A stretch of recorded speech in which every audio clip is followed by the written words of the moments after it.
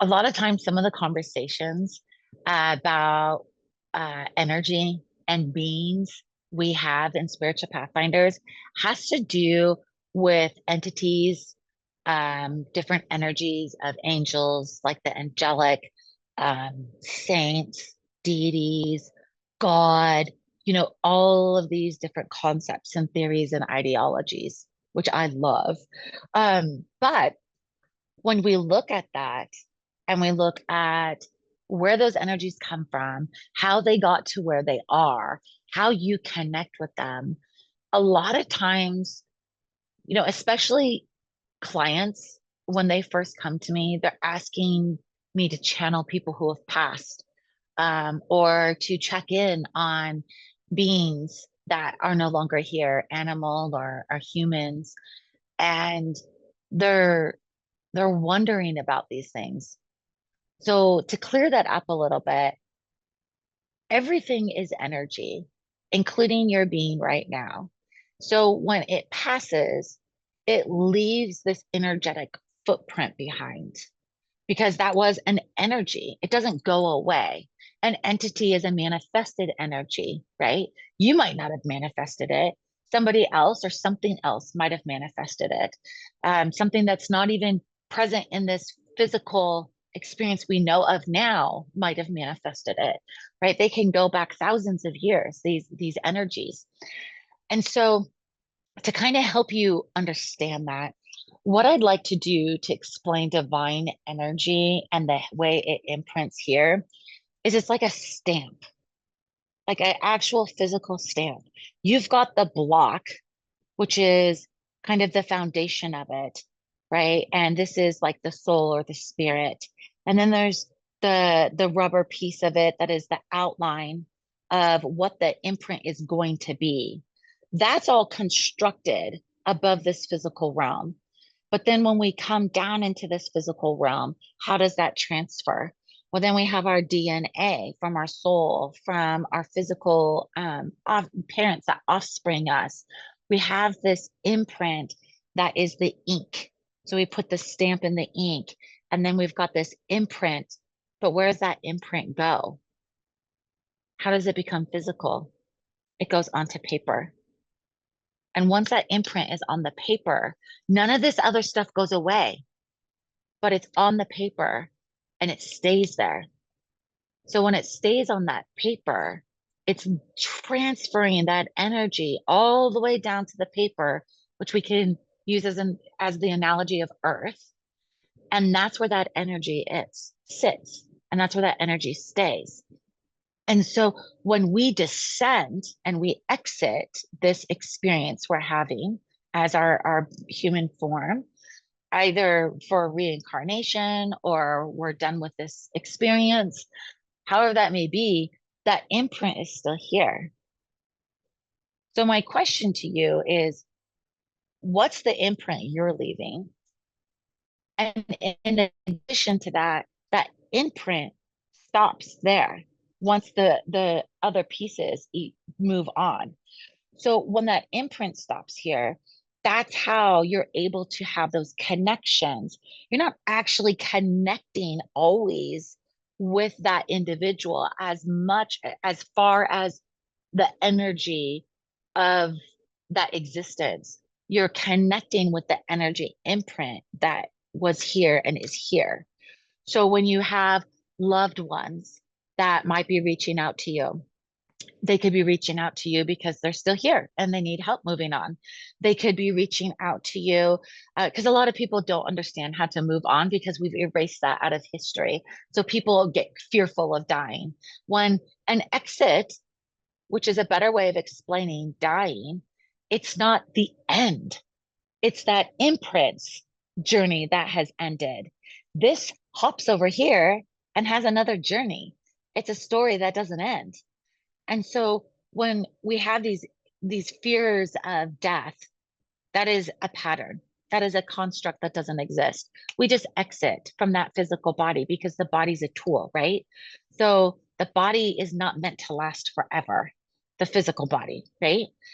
So when we are looking at these connections we're having through channeling, you are reaching out into different energetical levels. And that's why we teach you how to be in different levels of energy and when not to engage and when to engage based off of that energy's vibration.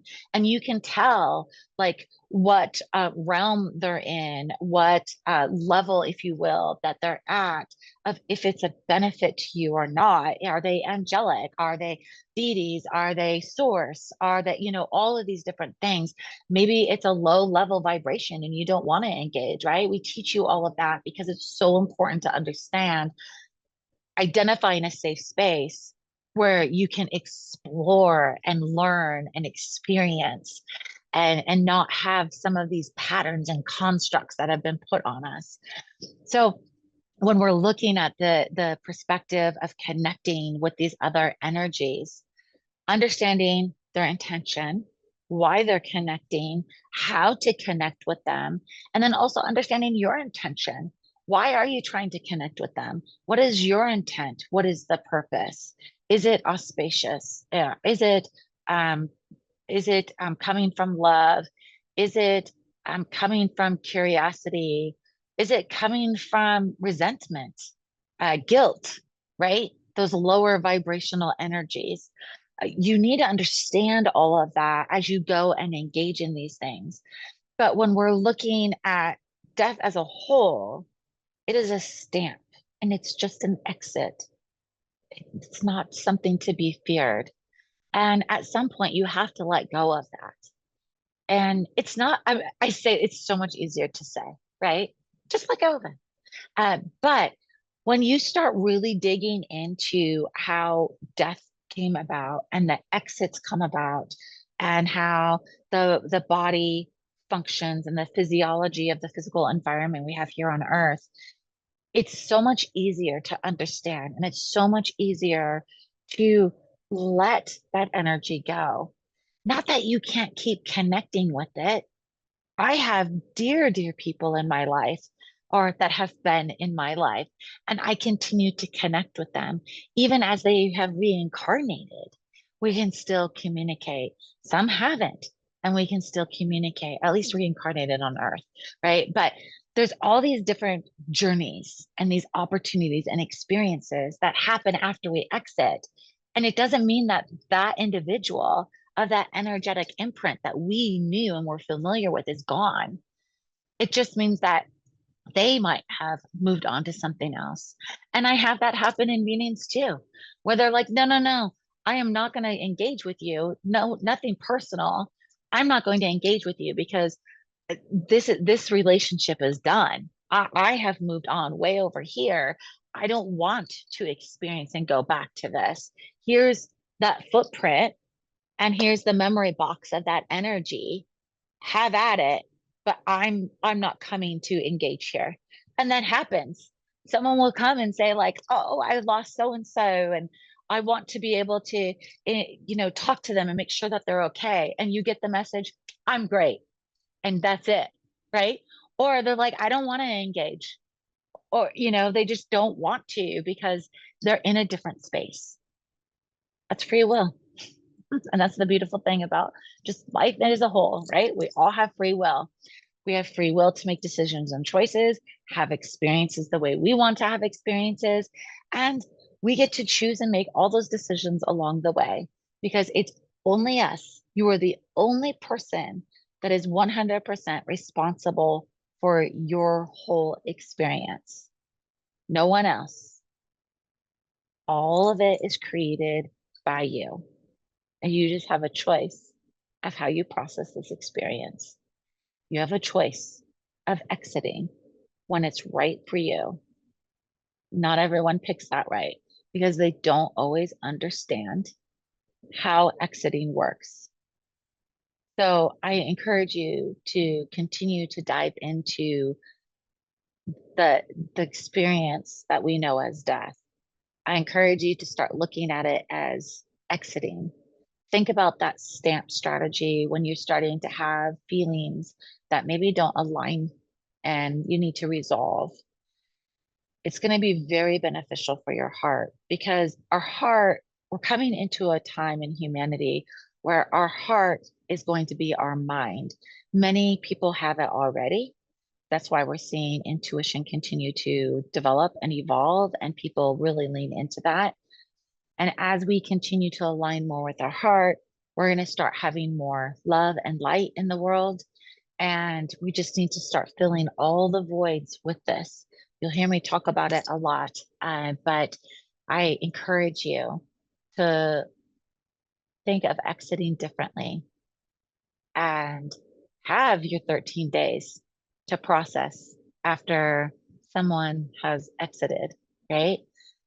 But then after that, you have to start transforming your brain and mind. The 13 days is for both you and that individual to resolve anything. So you're both free to move on, right? And then after that, you can't hold each other hostage because that's not beneficial for anybody. And again, it's easier said than done until you start really learning and understanding the mechanics of how all of it works. And then it's much easier to grasp and process.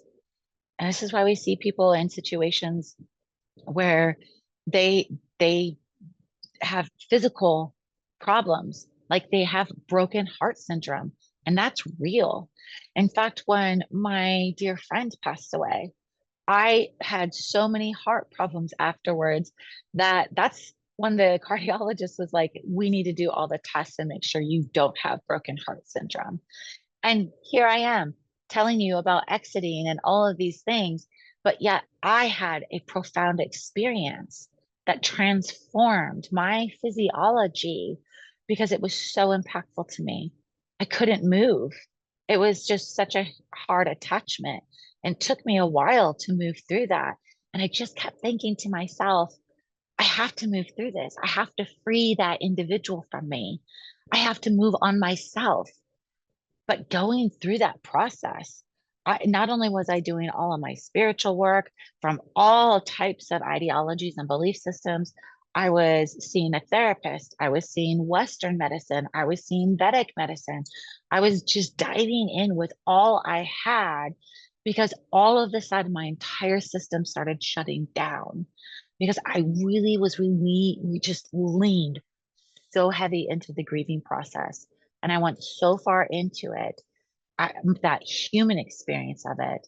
I was having this hard time pulling myself through that and out of it.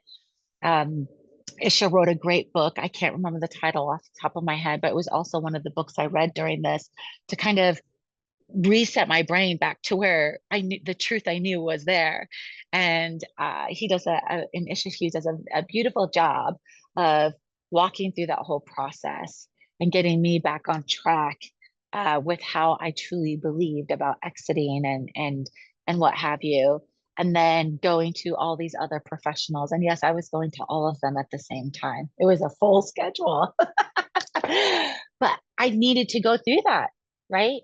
So you need to do what you need to do. Even if you understand these constructs, I'm trying to express that it's not always easy. You should be reaching out and getting help. And even if you're thinking of your own exit, it's the same thing. Reach out, get other input, other theories, other perspectives. Choices and decisions are always yours. That's the free will of life. But at the same time, you need to fully understand all of that. I'm going to live until 108. That's my plan. I have a lot to do here. And I just know that it's going to be a long journey and I'm here for it and I'm excited about it, which is why I end up taking care of my body while I really lean into those experiences of exits so that there's this really beautiful completeness when it's all said and done.